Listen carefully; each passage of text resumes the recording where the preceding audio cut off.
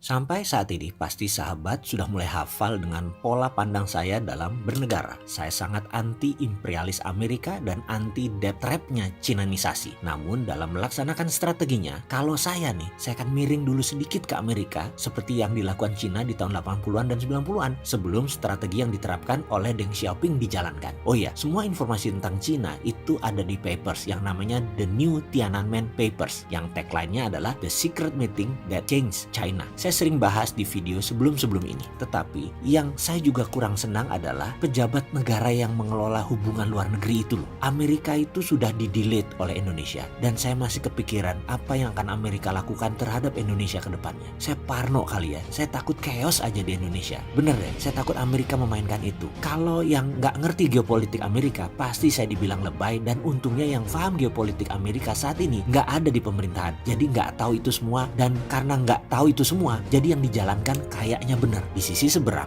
Cina Tiongkok diberi karpet merah yang juga menurut saya ini geblek. Hal itu kebablasan yang membuat Indonesia pasti bermasalah di kemudian hari. Sudah 2 tahun terendus masalah di Indonesia. Nomor 1 adalah quasi China territory. Tenaga kerja Cina dan imigran Cina di Indonesia naik. Dalam buku China Private Army, di mana Cina akan menggunakan strategi China Money, China Technology, China People atau uang Cina, barang Cina, dan yang mengerjakan harus Cina Tiongkok, ternyata sudah masuk ke Indonesia terutama di benak pejabat dan politikus serta partai pendukung pemerintah bahwa itu nggak apa-apa. Kalau ditanya, Amerika nggak pernah kasih uang, yang kasih hanya Cina. Menarik juga komentar pejabat seperti ini. Ada tuh yang sudah 2 periode komennya begitu terus. Efek yang didapat adalah Indonesia tidak mendapatkan value added, tidak ada growth pertumbuhan real di Indonesia. Buktinya, sektor industri akan sulit tumbuh karena industri dunia kebanyakan adalah hegemoni Amerika. Kita tidak diberikan bagian dari global supply chain. Kalau Cina nggak bakal juga kasih Indonesia bagian dari global supply chain juga. Indonesia tidak bakal dijadiin oleh Cina negara manufaktur, industri atau produsen, nggak bakal. Rupiah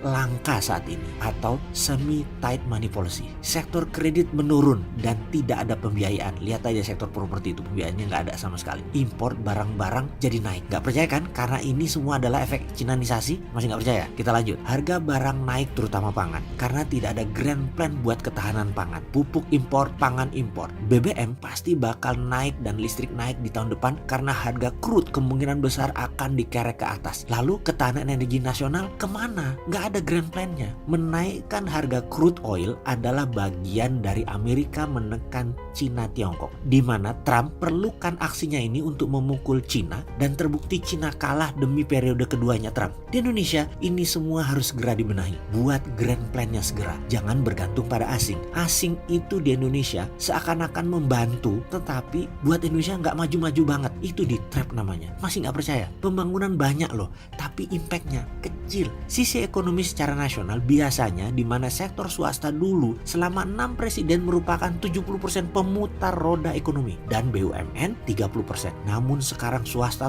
turun hanya 30% dan diambil alih BUMN 70%-nya. Efek swasta hanya 30% adalah pendapatan pajak turun. Pendapatan pajak turun, pajak melakukan pemajakan secara brutal atau barbarian taxing. Kelas menengah terjepit, toko-toko di mall mulai banyak tutup karena kelas menengah terjepit. Walaupun ada yang menganalisa pasar pindah ke dunia maya, tapi kalau daya beli tetap, ya pasar retail tetap bertahan, maya tumbuh, real retail tetap. Tapi ini kan enggak. Ke depan bagaimana kita membantu negara? Kita yang tidak setuju hutang Cina, ya tetap harus bantu kasih solusi buat bernegara. Dengan apa? Tetap menggunakan rupiah, tetap tidak taruh uang di mata uang asing, tetap garap pasar retail, tetap bayar tol, tetap bayar pajak, tetap bersedekah. Dengan demikian kita walaupun kritis tetap solutif. Setuju?